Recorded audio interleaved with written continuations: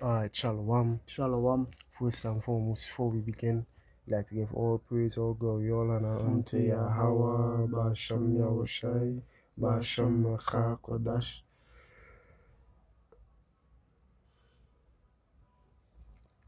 Double honors unto the apostles and elders of great nation, shall do well.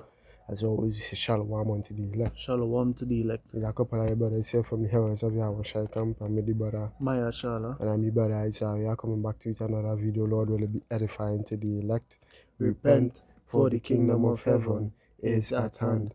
What we wanted to get into today is the third and final installment of this series, Precepts that measure the time diligently.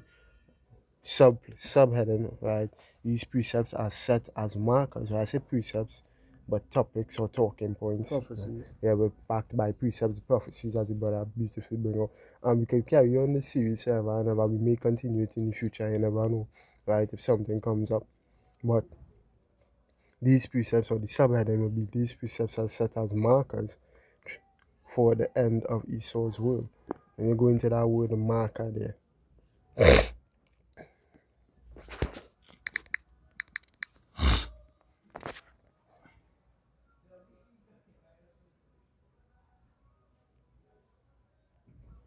Right, beautiful. The fifth point. What you was going Second point, part B.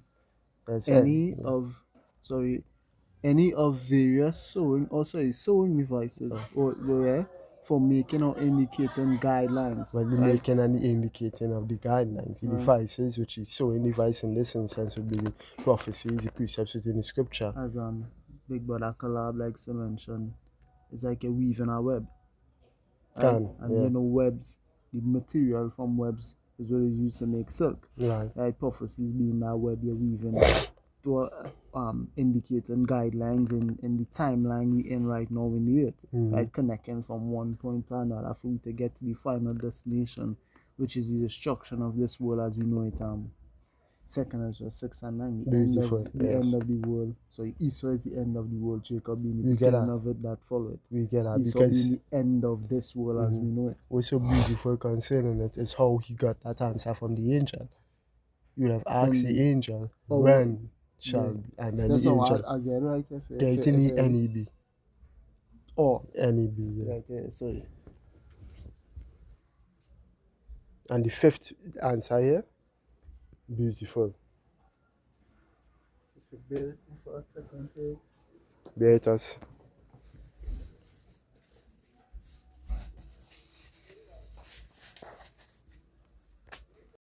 But I got the NEB, but a beautiful thing as well. Beautiful fifth definition it have here from marker. There's the one I was thinking in my mind.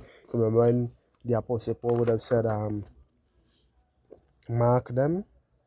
That cause division. Yeah. So when you go into that word mark, it goes into the Scorpio. Scorpio, yeah. Scorpio. Take mark, so. Nothing before that. Before.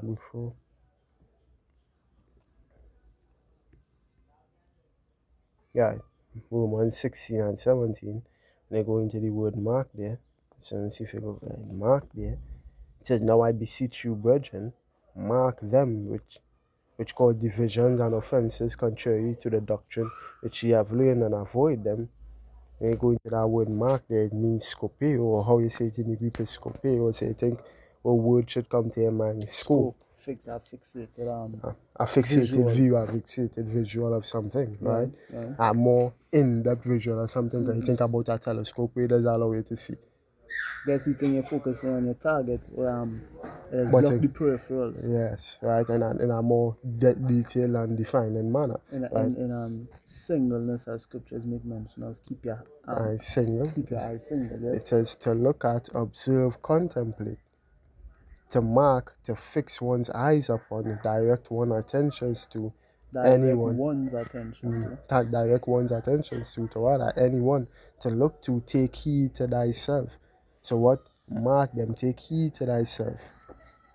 All them who causing offenses contrary to the doctrine which you have laid, and what? After you put your eyes on them, you understand, hey, this is how these people operating, this is what these people are doing, you then avoid them. Bishop Nate and them fellows. Bishop Nate is a beautiful example of it. That wayward Hebrew Israelite doctrine go on the way down, right? You know, the brothers but rather the apostles, the heads of GMS, them is not men that need to be marked. Right? Them is men you should trust them. As the scripture says that thou from thy youth has known the Holy Scriptures, which is able to, I believe, make thee wise unto salvation, be assured, knowing of whom you have learned it. Yeah, just roughly paraphrasing. I think that's not 3. 3. It's not 2 Timothy 3, it's 1 Timothy 3. Go ahead. Right. Yeah. 2 Timothy 3 and 14. It says, "What continue thou in the things which thou hast learned, and has been assured of, knowing of whom thou hast learned them." So not just what you learn, who you learn it from. Yeah, because you're sure that the apostles are of GMS or apostles are going to leave you down. That's why it's important to understand who your teachers is, because the apostles, what them would do, right? They would continue on in the doctrine they've been teaching for quite some time. Nathan them could come out and start declaring the name in the morning. They could come out and start declaring the true doctrine and true understanding at the MOTB. Should we then follow Bishop Nathaniel and them? No. Because that is even more. Them declaring the correct thing in this time, understanding who they are, is even more of a point you should look at to not trust these people. Why? Because meddle not with them that are given to change. change. What all the time what you're saying is this, and I always 100% concretely sure standing on what it is you all believed in. Right? But now things change. Why? That's another problem too. The name concrete on what they're saying. Yeah, because one moment is sin, one moment is sleeping with white woman, etc., etc. So they're not even concrete. For them to then change it in the morning, that's not, you don't listen to them at all. Right? Right? Yeah. It's second is 6 on. Sorry. I keep telling you, right? Sorry. We had to get that finish I would mark there. Because when you get the 5th definition, this is what I was looking at. Because you also get that word mark in the scopeo when you go into the word mark. It means what? Something that serves to identify, predict, or characterize, such as a biomarker or a genetic marker. So the prophecies in this instance is a marker set for the end of Esau's kingdom, the end of Esau's world. Kingdom markers are the prophecies. Exactly. And there are a lot of prophecies that play into the end of Esau's empire, as I'm going to highlight here. Right? These precepts are set as markers to the end of the world, or talking points. His empire being searched out, his empire being broken up, him seeking to firmly establish his power, the counsels of the ungodly. The fact that we know about these things and the counsels of the ungodly have ramped up in these last days. There are sinister plans and plots Revelation 13:16. Right. Implement that and mandate that while worldwide throughout the earth. Right. Then, so I'm just editing this point here. It's about 3, I think, yeah. Then it has Esau then going to crash out. So based on all of these things here, right, his empire being broken up, his empire being searched out, him seeking to firmly establish his power, finding out about the counsels of the ungodly. The counsels of the ungodly and all of these things going to then lead Esau to, flip, losing the whole plot, losing his mind, right? Then, or another point, right, I really list it out in order. It is the ministry being established again.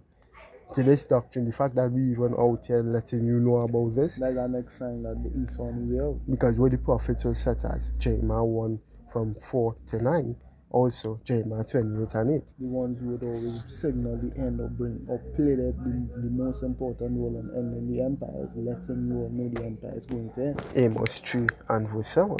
6 and 7, yeah. Amos 3, 6 and 7. Done in our city, and the Lord had not done it. Which the evil is going to be done unto Esau against his family, they are devised an evil.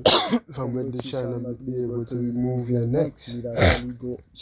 Do I devise I can't remember what he said devise, right? But then you shall not be able to move your necks, nor shall he go haughtily, for this time is evil. It's going to be evil unto you what the Most High is going to do. It's going to be a bad time for you all. But who's going to mark this time, and how is this time marked? How do we know we're close to this? Again, is the ministry being established again? When you think prophets woke up. You think about that as well, how shall I give the apostles that exhortation? May have to do another part, because as more coming to me, right? Acts 1 will thou at this time. Because as we're going to get with the second Ezra 6 from When he did ask him from 5. Then went on about the interval that divides when will the full Yeah, right. Yeah, so from verse 7. Right, so from verse 7 till 9, right, I just asked the angel, well, when will this age end and the beginning of our age start? Right, same thing the apostles asked Yahushai. Hey, will thou at this time restore the kingdom again to Jerusalem? Yahushai said that is not for you to know. But he did give them an indication as to when this would happen after they have finished their ministry. Revelation 11 and 10, or Revelation 10 and 11, the angel told John, hey, you have to prophesy once more. Even one now come to me. The gospel of this kingdom. The gospel of for witness. There needs to be witnesses that are born from the truth that need to bear witness of the things that we say. Right, so we need to see these things come to pass, and then what? Then shall we see the sign of the end of this kingdom, this empire, which is what Yahushua in that chariot. Exactly. Right? Once you see Yahushua break the sky, know that this is done. Right. Because what 2 Corinthians 15 again, then come at the end. Then you're going to know it's the end. When he shall have delivered up the elect, how is he going to deliver up the elect again? The chariot. But the end, they come at the end of what? Of this time. So now, right?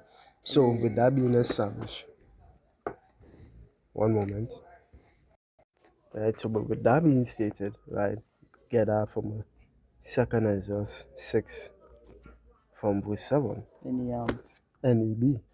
Right, the New English Bible. Right, 2nd Ezra chapter 6 reading from verse 7. Tell me.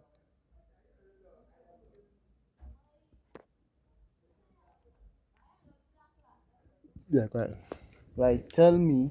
I went on about the interval that divides the ages. And the marker. What do I look for? The sign. The sign. What is the sign? The prophecies. To let you get 2nd Ezra 9 and 1 as well. Yeah. In that same NEB. What is the prophecy? What am I looking for here? To know that this time is up and we're gonna rule. Right? Right. Verse 8. When will the first age end? So when will the first age end? Which this age is representative of our time of our rulership, right? As it says here, what is the part in asunder? Right. Verse 8 again, when will the first age end and the next begin? He said, the interval, the sign, will be no bigger than between Abraham and Abraham. For Jacob and Esau were his descendants, and Jacob's hand was grasping Esau's heel at the moment of their birth. Right.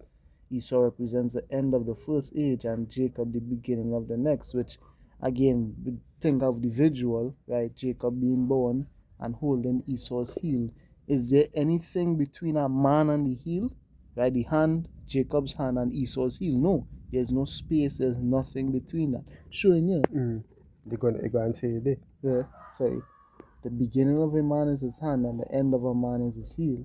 Between the heel and the hand, Ezra do not look for any interval. So there's nothing between. So people have this notion after East. Some people think Chinese up next. I really third witness. People not being guided by the Wakakodash and not the understanding of the Bible in its entirety. They know that's gonna end, but they don't know what comes next. What comes next, right? And they're throwing out all kind of, probable causes and probable things that could happen, but that's not lining up with scripture. Right? So we know at the end of Esau's empire is Jacob to rule. He just said that they don't have to look for anything in between. So let me say at the end of from the end of the Babylonian empire, the ancient Babylonian empire to Jacob empire, there were things you had to look for. You had to look for the Medo-Persians to rule. Then you had to look for the Christians to rule, and the Romans, and the 1,000 years with Jacob's ruling Europe. Then we going into captivity for 350 years. Then Esau ruling. Then Esau ruling again, the awaken, and then we get an awaken, and then all of that. That is, if you had to look for things between the Babylonian Empire and this. And then we ruling, but between this last empire and then us ruling, there's nothing to look for. Right, so with that being established, was the first, 9, sorry, 9, 2nd Ezra 9 and 1 in the NEB, right? The angel answered, keep a careful count on yourself. Same way, Scorpio. set the marker. Right. With the count via the prophecies. Then you see some of the signs, same prophecies predicted that have already happened. Then you will understand that a time has come when the Most High will judge the world He has created. When the world becomes the scene of earthquakes, insurrections, which we see in earthquakes, just waiting for the insurrections, plots among the nations, unstable government, and panic among rulers. We're seeing plots among the governments. We're seeing panic among the rulers. Trump going mad. Then you will recognize these as the events which the Most High has foretold since the first world began, just as everything that is done on the earth has its beginning and end clearly marked. Clearly marked again. Right? So it is with the times which the Most High has determined. So what, just like how the beginning and the end of things done on earth as a marker, the times with the Most High, He also marks it, right? Their beginning is marked by portents and miracles, and their end by manifestations of power. So, you see what that word portent mean? Portent.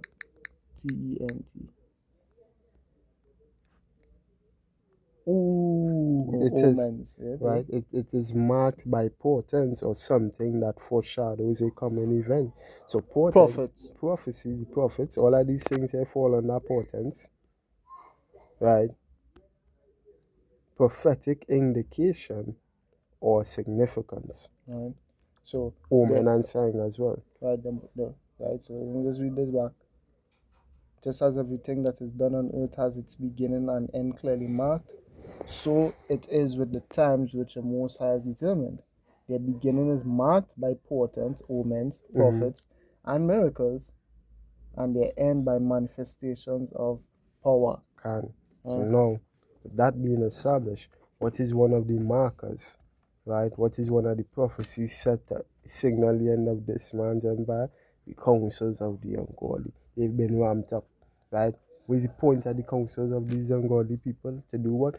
Firmly establish, as I would make mention of it to end the last video, him seeking to firmly establish his power. They're doing it via these counsels here. Firmly consolidate rule. So you can get Psalms 1 and 1. This is the book of Psalms, chapter 1, and reading verse 1. Blessed is the man that walketh not in the counsel of the ungodly, nor standeth in the way of sinners, nor sitteth in the seat of the scornful.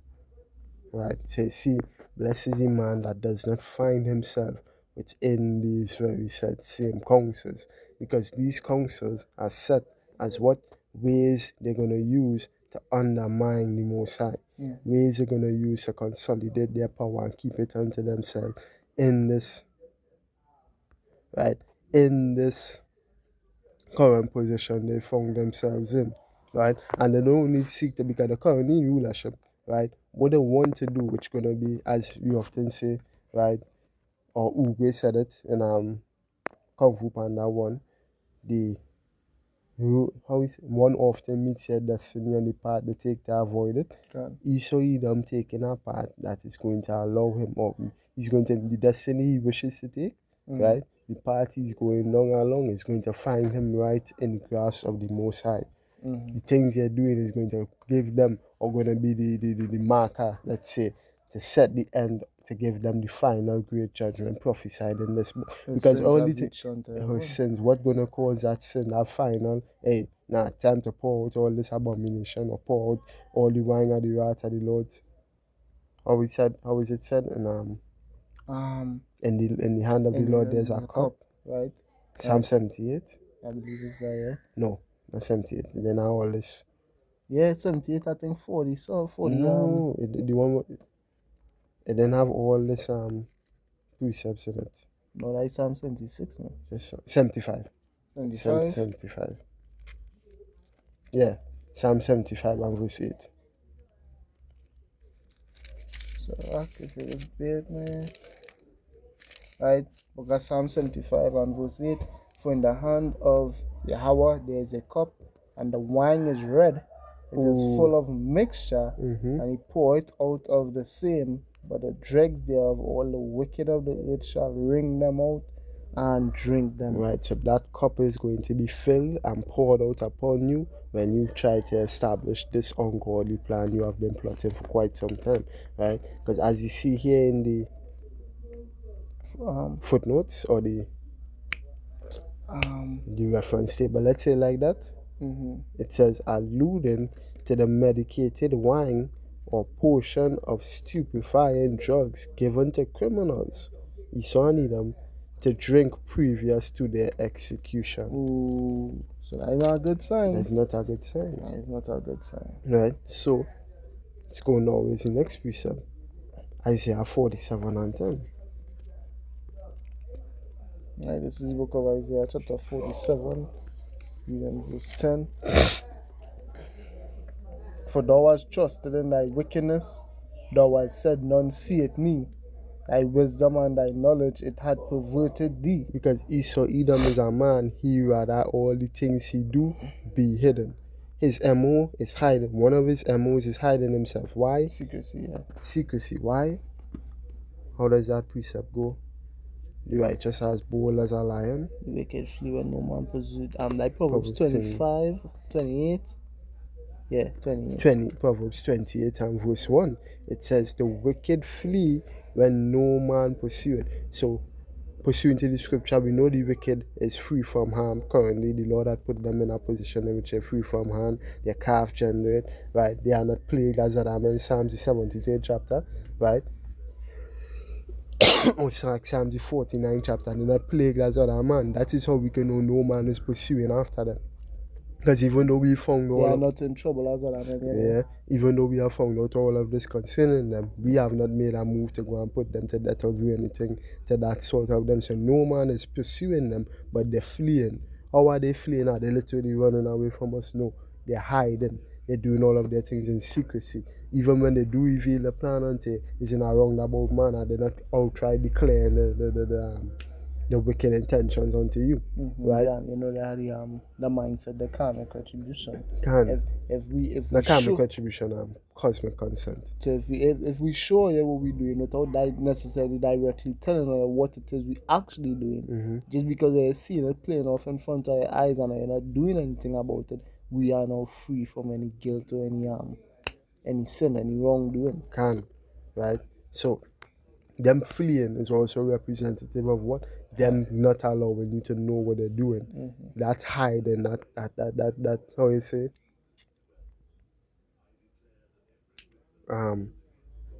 Not slick. I think in our word along that lines, subtle.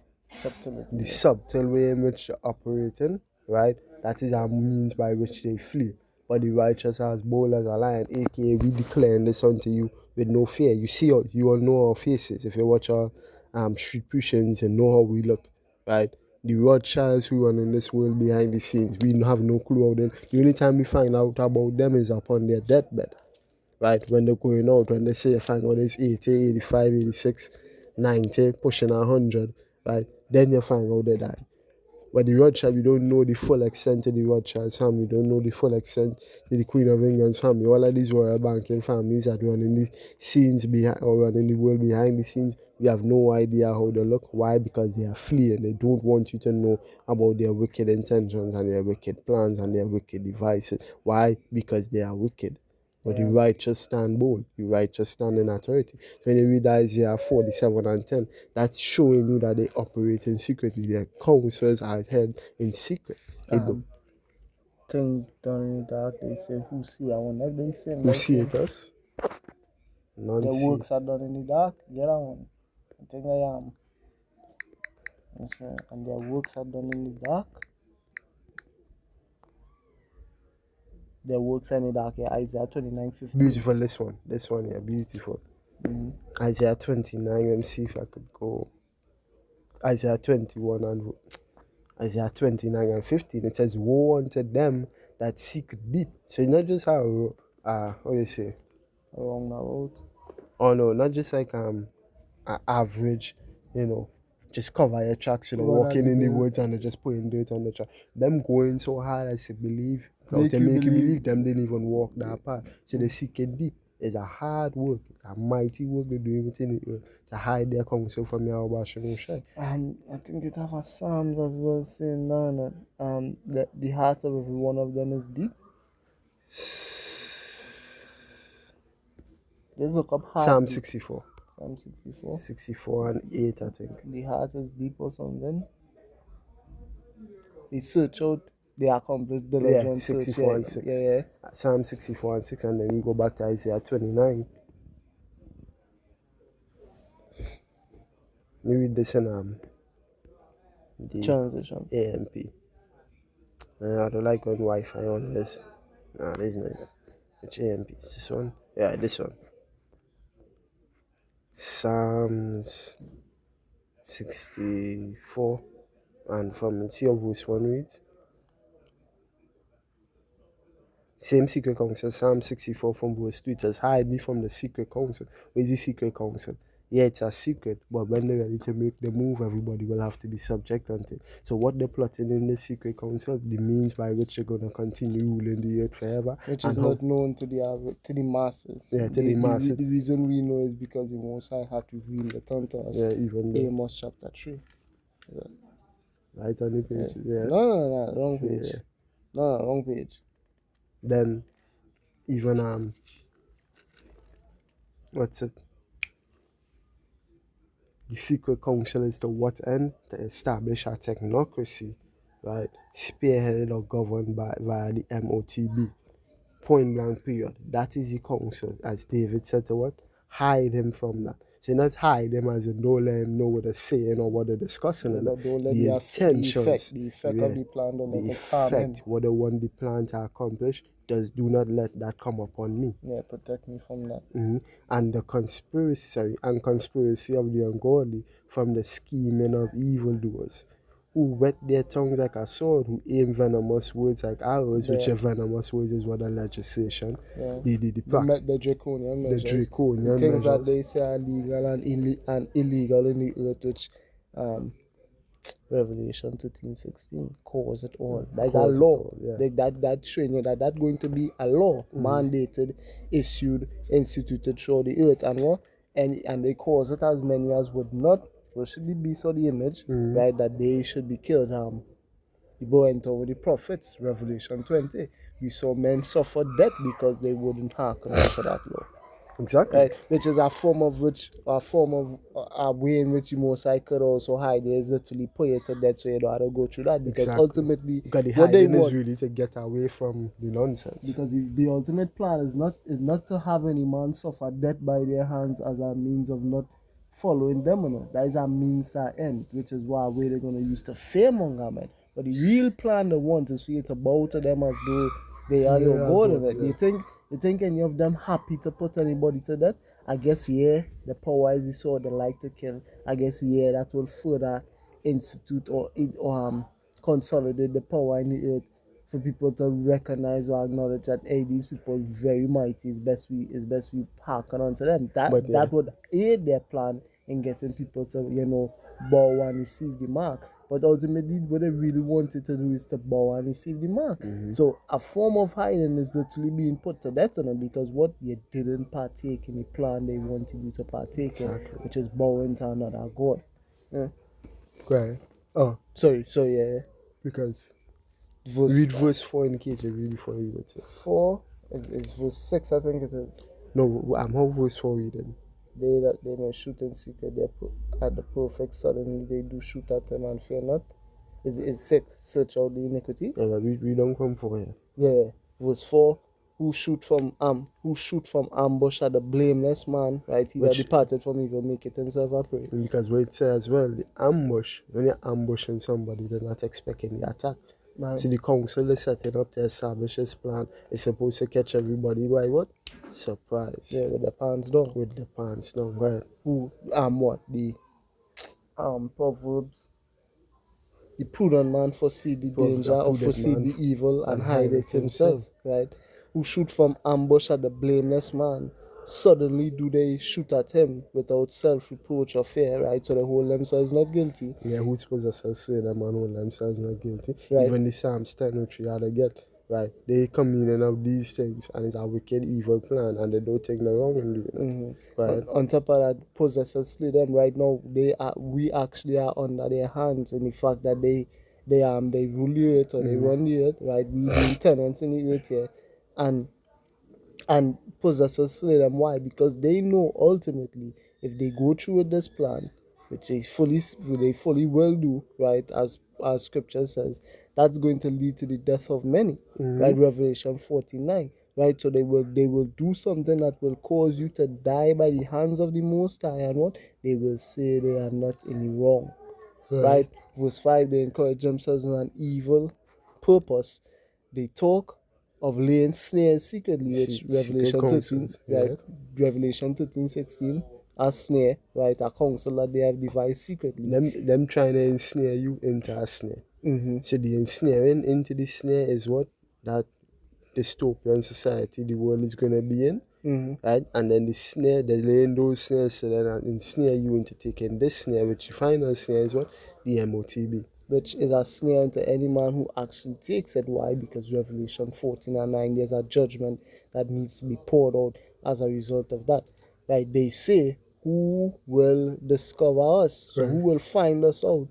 Verse 6, they think out acts of injustice and say we have accomplished a well-devised thing, for the inward thought of each one is unsearchable and his heart is deep. So there's no, make no mistake about this. There's not no, just a plan to make up last week, bruv.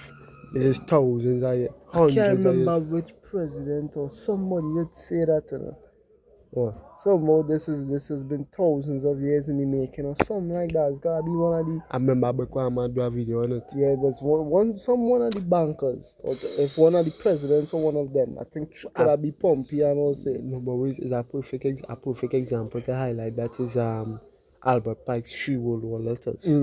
How could you make those 3 World War letters if you all weren't planning this again? As the father of one of them said, if my sons don't want war, there will be no wars. There hasn't been any wars. I think that was the mother. Right, and there right, and there hasn't been any wars that has been fought in the face of the earth today, great or small, since these people have been on the scene, that they have not been in control of or been the reason behind causing it. Right, crash the economy and just give everybody just enough money to buy guns, and let me go to war over it. We are the only because we play the economy, we just crashing, but we rather invest in war. All wars are bankers wars. Yeah, carrot and a stick at everybody like rabbits. Exactly. So now let's go back to Isaiah. Which you can get here. Isaiah 29:15 we're reading at. And it reads, woe to those who seek to hide deep from the Lord their counsel, whose deeds are in the dark, and who say, who sees us, who knows us. So who could really find out these things? As the apostles gave the testimony of their elders, where a man pulled up in a limousine, right, and asking them, how have you all gotten access to this information? We spent billions, millions in keeping the secret from you all. How have you all gotten access to this? So seeing what? Because they know us getting access to this highlights their wickedness. That is why. Not only. So them spending millions, because they've spent millions in order to keep this, the truth out of the earth. Not just the truth, but the councils, as we highlighted in the councils, when they have it, they spend millions to keep that from being known to the general public. But what? They've also spent millions to keep this hidden away from us, because highlighting this or us having access to this highlights all the wickedness they've been doing.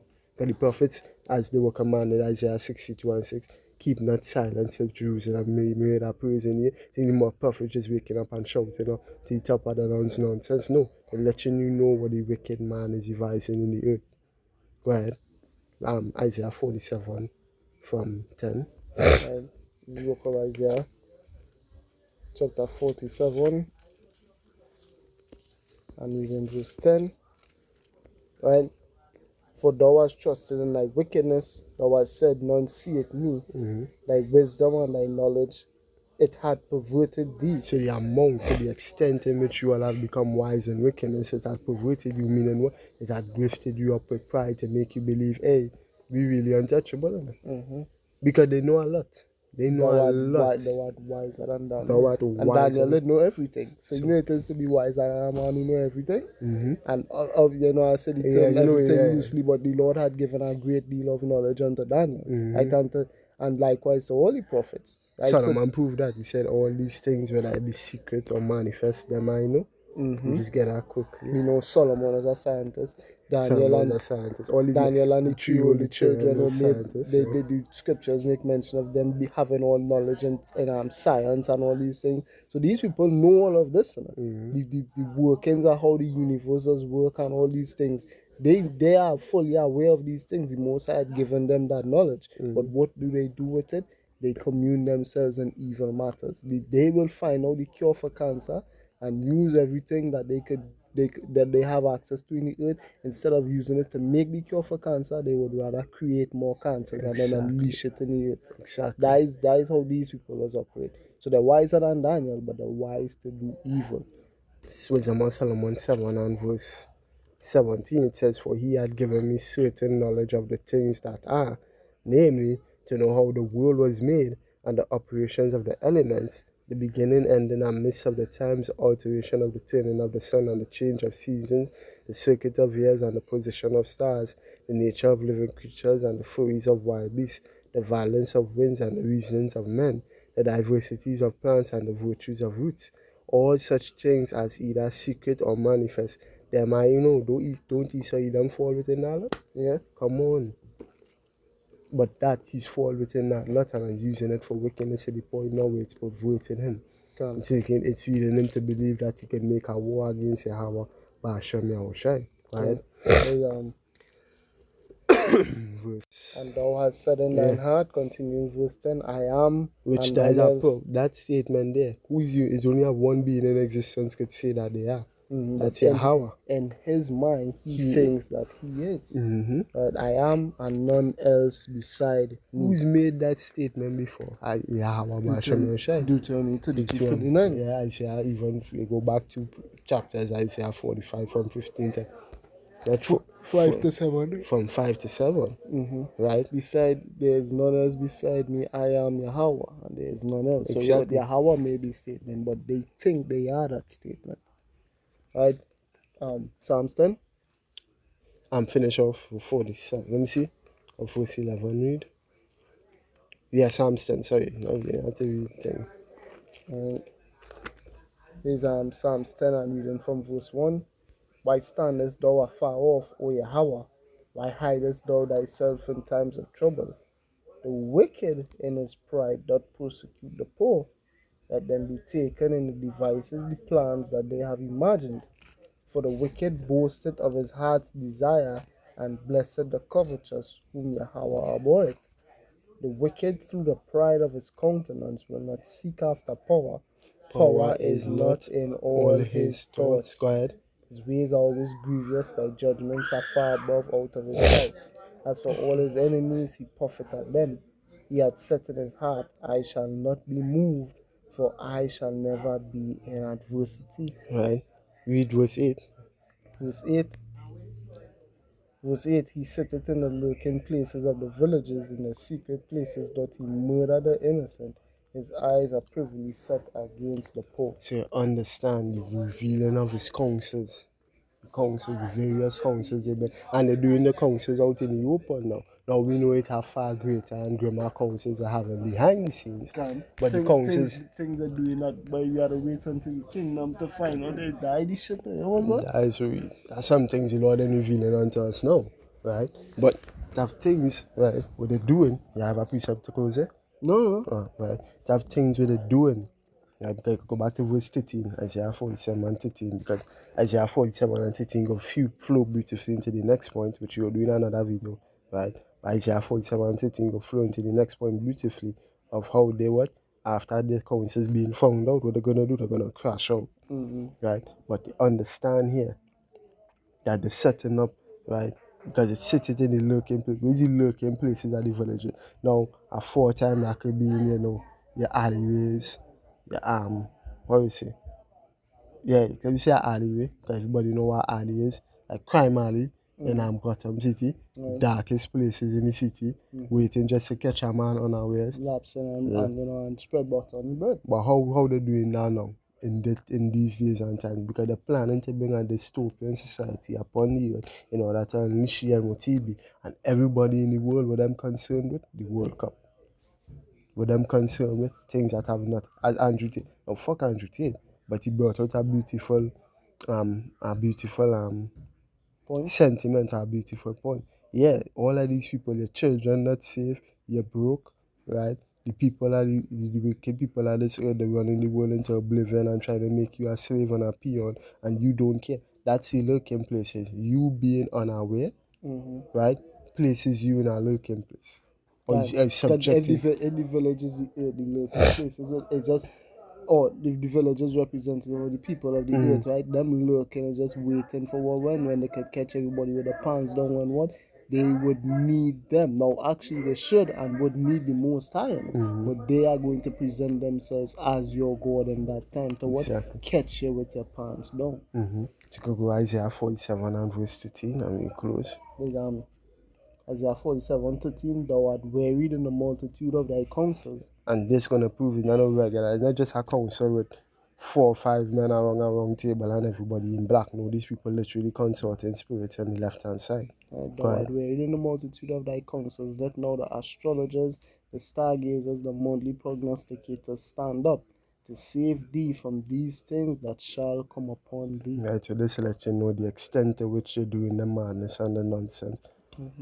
It's extend even to consorting and to familiar spirits. Right? And as well, I believe, yes, it would have been Apostle Ariamna, but have also, this would have been last year when I watched this video, you would have read the same precept and said this also goes back to their scientists as well. So the Babylonian wise men, what that would be in the earth today, scientists, the astronauts, and whoever they consider as wise in the world today, they also go to them as well. So just like I was saying, that dealing with the left hand, they're also dealing with wisdom, right, and applying it in left hand means. Exactly. Like again, we use the example, they have the knowledge to cure cancer, but they would just rather take that knowledge and create more cancers in the earth. Because if you know how to cure something, you know what causes it. Right, they just unleashing the cause in the earth. If it's not cancer, it's AIDS. And any other disease in the earth that's seemingly uncurable, right? They have the cure and they know how to do it, but they won't, right? Why? Because the wicked. Go ahead. Right. So, Lord will His viewers edifying to the elect. In closing, we like to sing Kal Halal Yamla Yahawa, Basham Yahushai, Basham Rakak Wadash. Double honors to the apostles and elders of great men, soon surely do rule well. And as always, we say Shalom to the elect. There's a couple of brothers here from here, was Yahushai, come the brother. Mashallah. And I'm the brother Isaiah saying Shalom. Repent, for the kingdom of heaven is at hand.